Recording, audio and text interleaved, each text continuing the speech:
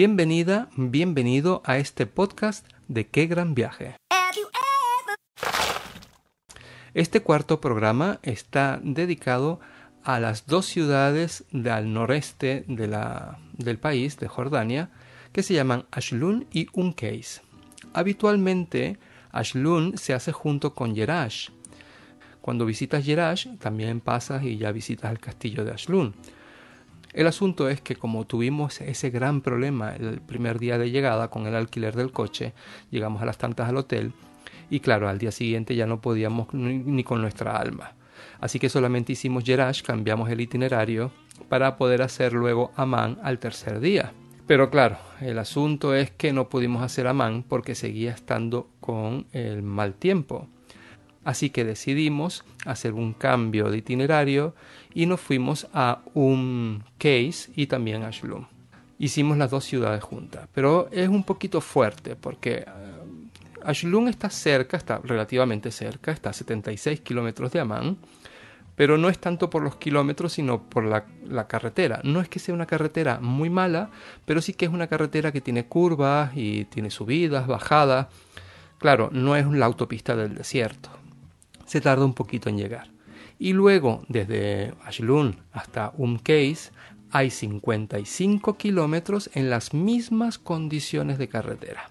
Por lo tanto, se tarda bastante en llegar a Qais. Y bueno, si quieres hacer las dos ciudades, yo te recomiendo que hagas entonces Ashlun y Qais juntas. Lo normal es que solamente se haga Amán y Jerash, porque las visitas de 7 días no da tiempo mucho. De hecho, nosotros nos perdimos Amán, las ruinas de Amán, que no son tan importantes, pero vamos, son importantes, claro. Pero ya cuando tú ves Jerash, el resto carece de importancia, porque es tan impresionante. Bueno, ya lo habrás escuchado en el programa anterior.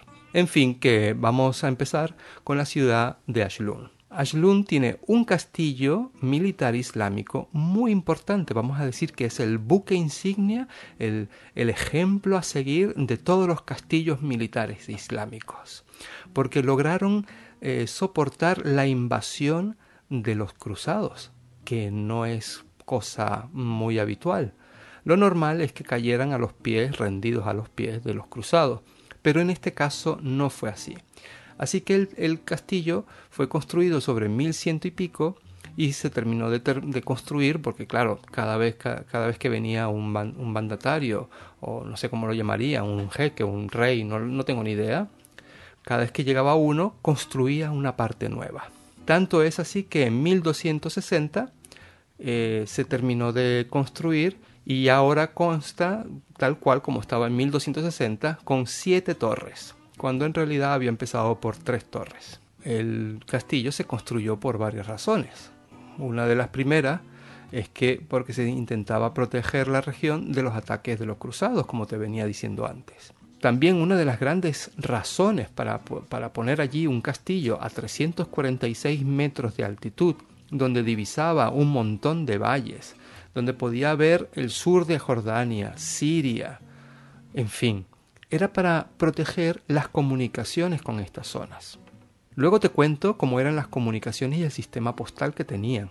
Y también, no menos importante, yo diría que más una de las grandes razones por la que se construyó allí, aparte de las comunicaciones y para proteger la zona de los cruzados, era para proteger las minas de hierro que estaban en la región. En 1260, después del ataque de los mongoles, Castillo se modificó con las 7 torres que tienen ahora y además mejoraron, limpiaron e hicieron más profunda la fosa para proteger el castillo. Este castillo se utilizó por muchísimo tiempo. Fíjate tú que el viajero, un día podemos hacer un podcast sobre él, que es el viajero suizo Jean-Louis Burckhardt, que buscando Níger encontró Petra. Así que imagínate, este señor cuando llegó al castillo en 1800 y tanto, encontró 40 personas viviendo en él. Imagínate. No en vano, el castillo sufrió 2 grandes terremotos, que fue el de 1837 y el otro que fue en 1927. Aún siguen restaurándolo, está perfecto, se puede visitar casi al completo. Yo no sé si habrá alguna zona que no se pueda visitar. Para mí, yo lo visité todo, al menos que hubiera alguna... Ah, no, mentira, es verdad. Había una zona por la entrada que no se podía continuar hacia arriba, sino que había que girar a la derecha. Y claro, allí me imagino que serían lo que están restaurando ahora, porque estas restauraciones demoran muchísimo. De hecho, son unas paredes enormes, enormes de gruesas, quiero decir, aparte que también es muy alto, los techos, son unas paredes de piedra enormes, que yo no sé cómo... Bueno, de hecho, fíjate, para llegar a tener 7 torres y el tamaño que tiene ahora, tardaron 100 años en construirlo. Encontraron varios restos arqueológicos en el castillo y los tienen allí a la muestra. No son muchos, pero lo que tienen es muy interesante.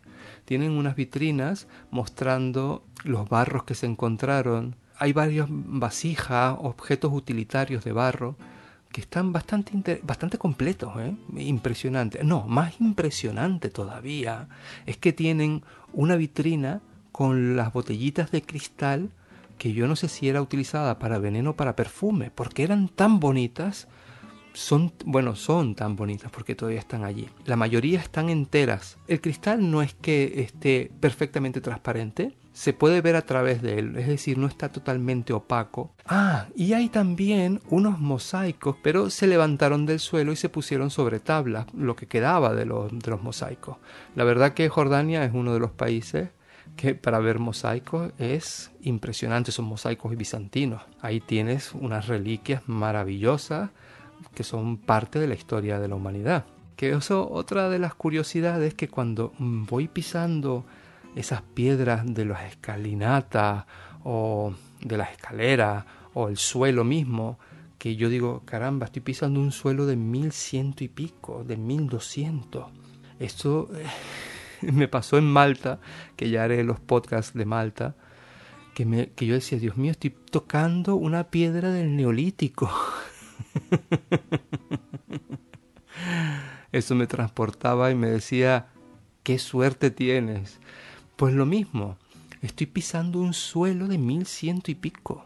Y como yo me hice las pruebas genéticas, que ya también haré un podcast sobre eso, me hice las pruebas genéticas del autosomal para ver vamos a decir, a qué etnia pertenezco, pues también tengo un tanto por ciento, ahora no recuerdo cuánto, de Jordania. Bueno, de Jordania no, de la zona de allí, ¿no? De Jordania, de Egipto, de Israel a lo mejor, o sea, ese trozo, ¿no?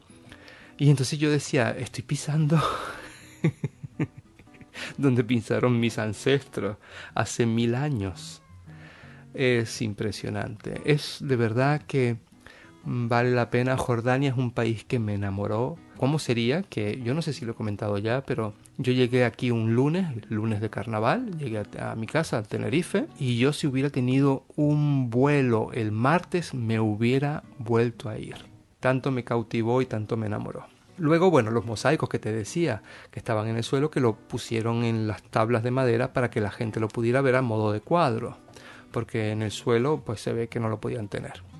De todas formas, sí que hay unos mosaicos, porque descubrieron, creo que no lo descubrieron hace mucho tiempo, pero más o menos 200 o 300 años, descubrieron unos mosaicos que estaban en el castillo de una iglesia bizantina. Claro, como son musulmanes, no tiene mucha razón que haya una iglesia en un castillo militar islámico. Lo que se cree es que este castillo fue construido sobre una iglesia que ya existía con anterioridad. Ahí están algunos pilares de la iglesia. Es muy pequeñita. El suelo que formaría aquella iglesia, lo puedes ver un poquito sobre en alto. Vas a ver como una pileta de bautismal, también vas a ver un trozo de columna, un trozo de pilar, y se está viendo como un poquito la forma, que es como rectangular con un ángulo curvo en la otro lado del rectángulo, como si fuera un mapa de una iglesia, lo típico cuando se estudia en el instituto o en el colegio, no sé en qué momento se puede estudiar, pero cuando se estudia la historia del arte, que uno ve esos planos de las iglesias, bueno, pues lo mismo, pero muy chiquitito, en pequeño, que a lo mejor pueden tener, no sé, unos 10 metros de largo.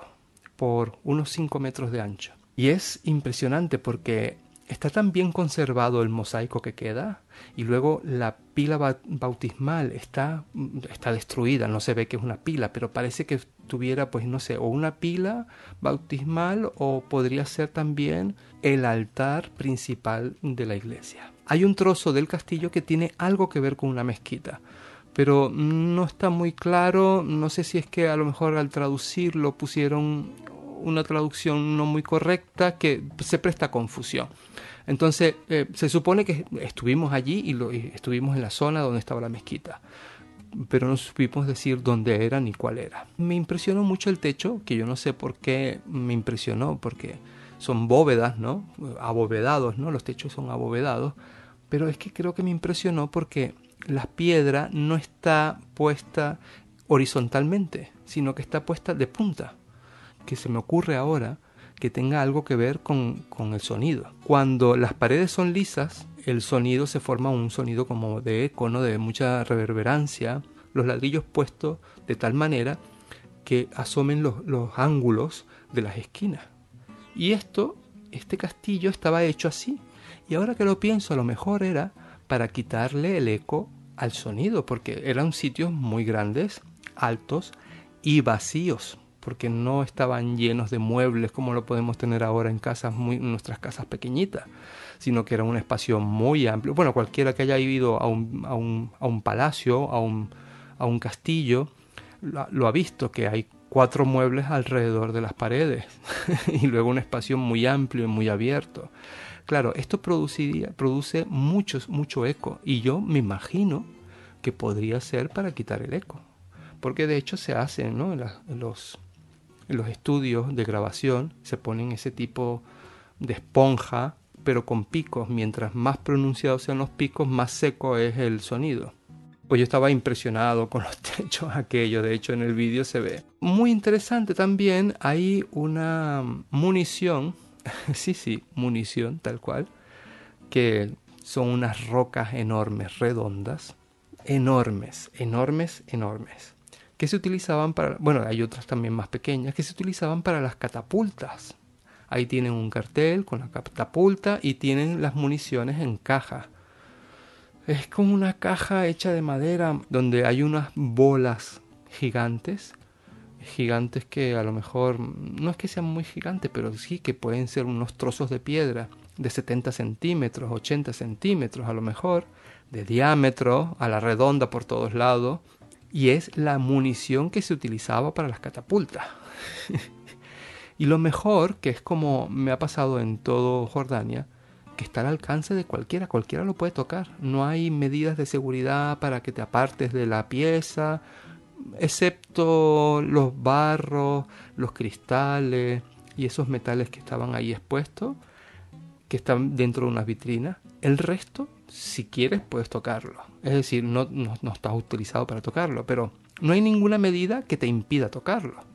Claro que el turismo responsable nos hace no tocarlo, porque sabemos que por mucha gente que vaya sobando aquellas piezas, pues van a terminar destruyéndolas. Así que no hace falta que haya un impedimento físico para que tú no te acerques. De hecho, yo no me acerqué. Bueno, me acerqué, pero no las toqué. Y eso es una cosa que me impresionó de Jordania, porque vas a Jerash y en Jerash lo tienes todo al alcance. Vas a un case y tienes todo al alcance. Es allí donde tenemos que tener cuidado y ser turistas responsables, no solamente con la basura, que por supuesto hay que recogerla, no tirarla, no dejar nuestra huella por todos lados. Pero también si hay este tipo de objetos o este tipo de ruinas que lo podemos tocar, incluso si quieres nos podemos sentar encima, porque en Jerash pasa eso, bueno, en Jerash y en todas partes. Pues ser responsable y no hacerlo. Y tenemos que preservar, aprender a ser turistas responsables. Ese es mi mensaje. Hay unas zonas del castillo que son muy interesantes porque es donde vivían los guardias. Allí se ve como una forma de cocina a leña que tuvieran en su momento, y también lo más interesante de este castillo, porque claro, es una zona de poca agua. Además que está en montaña, no hay un río cerca, la única forma que les quedaba para recolectar el agua era con la nieve, con las lluvias. ¿Y qué hacían ellos? Era súper interesante. En el centro del castillo, todas las aguas van a dar ahí a ese centro. Y luego tienen un agujero donde iban drenando el agua hacia el subterráneo, que es donde estaba la cisterna. La cisterna de 16.000 metros cúbicos. Así que imagínense. ¿Qué hacían luego? Sacaban el agua de las cisternas en unas vasijas de barro enormes y las iban poniendo en los lugares estratégicos del castillo para que la gente se sirviera el agua. Luego, para llevar el agua a esta zona que estoy describiendo, que es donde estaban pues la cocina esa, como una cocina leña, que es donde vivían los guardias, por supuesto tenían unas ventanas con unas vistas que no se pueden hacer una idea. Veían todos los valles cercanos, estaban viéndolo todo desde la cocina. Bueno, no era la cocina, era la cocina sí, pero era también más cosas porque es enorme el sitio. Abajo de donde vivían los guardias estaban los calabozos y el suelo tiene pues un agujero y también unos hierros atravesados para que los guardias pudieran ver hacia abajo y ver así sus prisioneros y tenerlos controlados. Y es que para llevar el agua hacia la cocina se ven unas canaletas donde supuestamente pasaba el agua. Pero como en Petra ya llevaban el agua desde el otro lado de las montañas y por el otro lado del cañón, llevaban el agua no solamente por las canaletas, sino que en esas canaletas se apoyaban unos tubos de cerámica para poder canalizar todo el agua hasta la ciudad. Yo me imagino, porque había unas huellas, es que ya te digo que falta ahí información, pero en esas canaletas, en la cocina aquella que llevaban a un sitio estratégico que me imagino que sería para drenar, había como una especie de huellas. Yo no sé si esas huellas son los brazaletes que cogían esas cañerías. La verdad que este castillo no es un castillo cualquiera. De hecho, que haya podido aguantar la invasión de los cruzados, que haya aguantado estos 2 terremotos impresionantes que hubieron, pues ya te da una idea de qué tipo de castillo es. Cuando ya has visto donde vivían los soldados y tenían la cocina y tenían el control de las mazmorras y todo esto, luego terminas subiendo a la parte alta del castillo que tiene unas vistas pues inmejorables. Claro, porque mientras estés en el castillo, dentro, pues tienes una ventana para el lado derecho, para el lado izquierdo, para arriba, para abajo, para el norte, para el sur, lo que fuera. Pero una vez que estás arriba, en la azotea del castillo, bueno, las vistas son 360 grados, panorámica maravillosa. Y luego allí hay unos carteles también, unas señalizaciones, unos carteles donde te indican, pues, de este paisaje estás viendo tal cosa, Jerusalén, estás viendo, yo qué sé, para el lado de Bagdad o lo que fuera. Cuando llegas a la parte alta, entonces aprendes sobre la comunicación que tenía el castillo con la región. El sistema de correo podía llegar a Bagdad y al otro lado del Nilo, al oeste del Nilo. Así que imagínate cómo sería el sitio estratégico en el que estaba el castillo, en el que está en el castillo ahora. Las señales de humo eran una forma de comunicación que tenían durante el día y durante la noche las señales con fuego. Pero además también tenían las palomas mensajeras. La verdad es que eran personas muy inteligentes, porque con los pocos recursos que tenían, ¿cómo podían salir adelante? Eso era, yo creo que lo que dicen, ¿no? Que si tienes pocos recursos te hace ser más creativo, más inventivo e intenta sacarle máximo provecho al recurso. Ahora si tenemos un teléfono y si perdemos el teléfono nos quedamos incomunicados porque ni siquiera conocemos el número. Habitualmente, no conocemos el número al que tenemos que llamar, al menos que sea tu casa, tu pareja, tus padres o lo que fuera. Cuando hay poco, hay mucha inventiva, hay mucha creatividad para poder sacar partido al máximo de los pocos recursos que quedan. Para no cansarte, creo que vamos a dejar el podcast aquí, aunque yo lo hice en un solo día, hice las 2 ciudades. Creo que voy a dejar el podcast aquí solamente en Ashlun porque bueno, puede ser un poquito largo y quizás sea más interesante hacer un segundo podcast sobre esta ciudad que es un case que muy importante para la región, muy importante, ya te contaré por qué, y en las condiciones en las que está. Muchísimas gracias por escuchar este podcast. Recuerda que puedes mandarme mensajes de voz con tus dudas, con tus preguntas. Yo qué sé, se te pasa por la cabeza, oye, que tengo dudas con el itinerario de Jordania. ¿Tú me podrías ayudar a hacer este itinerario mejor o más? Ahora que yo lo conozco, yo lo haría distinto. Pero bueno, eso ya te lo contaré en las recomendaciones. Entonces, si tú tienes esas dudas, o yo qué sé, dudas sobre visados o de seguros de viaje, cualquier duda que tengas, no te preocupes. Mándame un mensaje de voz que yo lo incluiré en un programa para responder a esas preguntas. ¿Cómo puedes mandarme esos mensajes de voz? Es muy simple.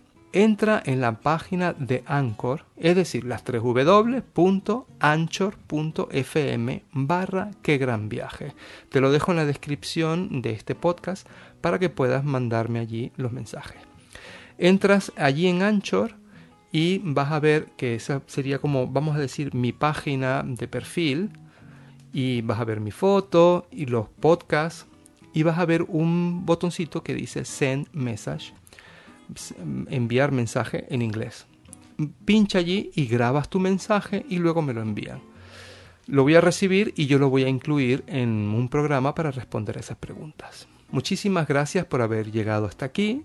Recuerda que me puedes encontrar en Instagram, Facebook, Twitter y en YouTube bajo el nombre de Qué Gran Viaje. Viajar no es trasladarse de un sitio a otro, es vivir la cultura que estamos visitando. Muchísimas gracias nuevamente y será hasta el siguiente programa.